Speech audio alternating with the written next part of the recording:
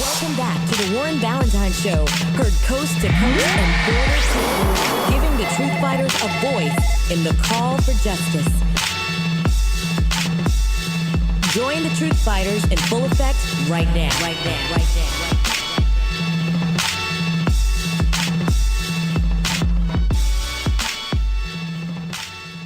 All right, truth fighters, 888-669-2281. Let's start off with Sadiq in Flint, Michigan.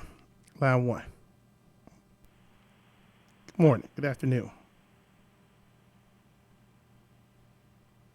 Hello? Hello? All right, we lost Sadiq. Let's go to John in Seattle. What's up, John?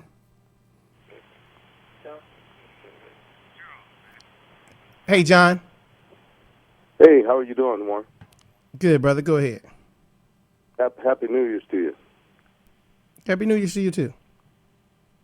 You know, one of the things I'll never forget about the Clinton administration is the Secretary of Commerce, Ron Brown, when he was killed in that airplane crash. Yep. You remember that? Yep. Bullets in the head. Yeah. And you see, he was going to go on a fact-finding mission to Africa, right? Yep. Remember that? Yep. And a lot of our people have forgotten about that because economically he wanted to know what was going on over there. Right. Well, I know what's going on. You know, you got the Chinese over there. You got the old-time ingrained Europeans up over there. And they killing black people over in Africa like they killing us. Instead, in Africa, they killing whole villages of people. Yep. And the white news media, it's their job here to keep us misinformed about what's really going on, while they killing us in the streets here. Well, look, let me tell you something. You just hit on something that most people don't realize, right? Check this out, John. So, when I went to Africa, I came back, and on the flight, I was just looking because I keep a journal with me. Like, I carry a book bag when I travel, and I keep a journal with me, and I keep a journal next to me in my bedroom because I don't sleep much. And so in the middle of the night, I'm up writing about what I observed or what I researched during that day or whatever it may be. And so I was just reading through the journals of what I had written while I was in Africa. And one of the things that I kept highlighting in the journal over and over and over and over again is how every tribe of mankind was in Africa taking away something from Africa. They were either taking away their human resources, their women. They were taking something. And one of the things that I wrote in there was like, where did all these Chinese men come from? It was like, it was like an explosion of Chinese men. Well, I didn't understand until I went to China. See, I went to Africa first, then I went to China a year and a half later. And when I went to China, I said, oh, now I understand. They can't have nothing but one kid over here in China. And so these dudes are going over here to Africa and impregnating all these black women over here and popping out 3, 4, 5 babies over there and getting the resources of Africa because their kids are being born there. That's right. Preach. I was like, oh my God. We as black men need to start protecting our black women that God has blessed us with. Because unfortunately, back during the 60s and 70s, we were taking our black queens and introducing them to these white men so that these white men now can be looked at as the savior of black women. That's why you have a higher percentage of black women that are married to white men. That's right. Okay, and see, most people don't know that neither. Most people don't know that either. The percentage of blacks and whites married is higher. That is black women married to white men than black men married to white women. Because naturally, a woman wants a man that's going to provide her with security. Okay. Why do you think Diana Ross and who's the other sister? That's Halle Berry. Well, not Halle Berry, but she had Tina Turner. They're all over there in Europe. They're over there where the money's at. Okay. Yeah. Another thing too, I just want to mention real quick, because I know you got other callers. The Pope. Remember the Pope? He was here last year.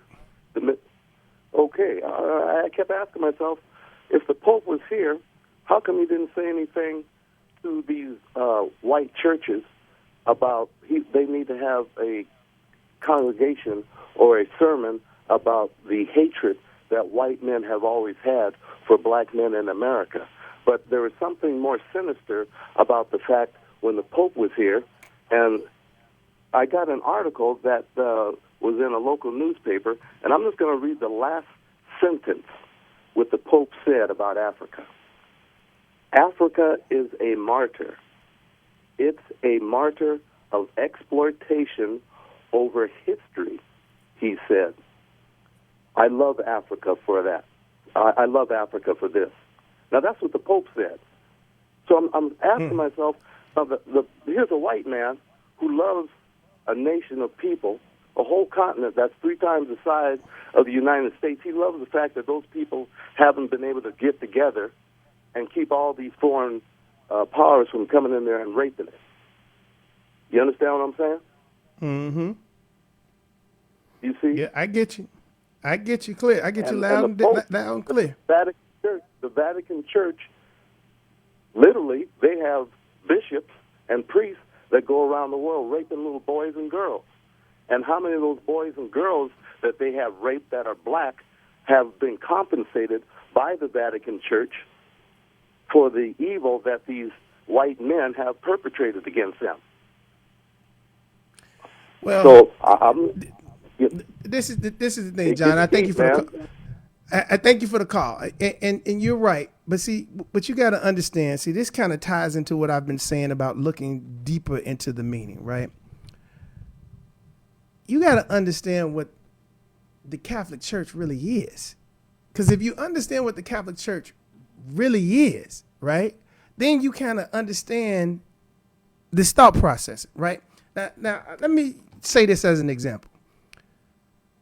You hear this term all the time, slave mentality, right? You still got a slave mentality. Now, why is that always said? That's said because people say you learned this in slavery, and so you keep this going on.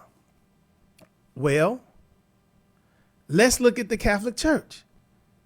Now, the Catholic Church, along with Constantine, basically created Christianity. But who was the father of the Bible, of this Christian sect? King James. King James was one of the biggest sodomy. I can't say the word right. Let me see. What would be the pronunciation of this? He was one of the biggest people in the world when it came to having sex with men. He would sodomize men all the time. And so, if he's the writer of the Bible and the religion is being controlled by the Catholic Church who accepts his teachings, what do you expect the Catholic Church to be? And see, the Catholic Church is the one who put out the first edict that you could enslave Africans. They were the first. I mean, so you got to understand, and you know, what's sad about this is this. Part of the reason that they were the first is because of jealousy. Because see, when you see the Pope and everybody see everything out in the front, that's what you see in the front. But see, they going in the back and praying to that black Jesus, that black Madonna and her child. Black Jesus. But that's not something that's talked about. And so we got to understand, when you see what's going on with the Catholic Church, this ain't something new. This is just like when you saying somebody got the slave mentality. If the mentality was back then for them to be able to have sex with men, because see, you got to understand, if I'm not mistaken, the vow of celibacy was for women at first, meaning that they would not touch a woman.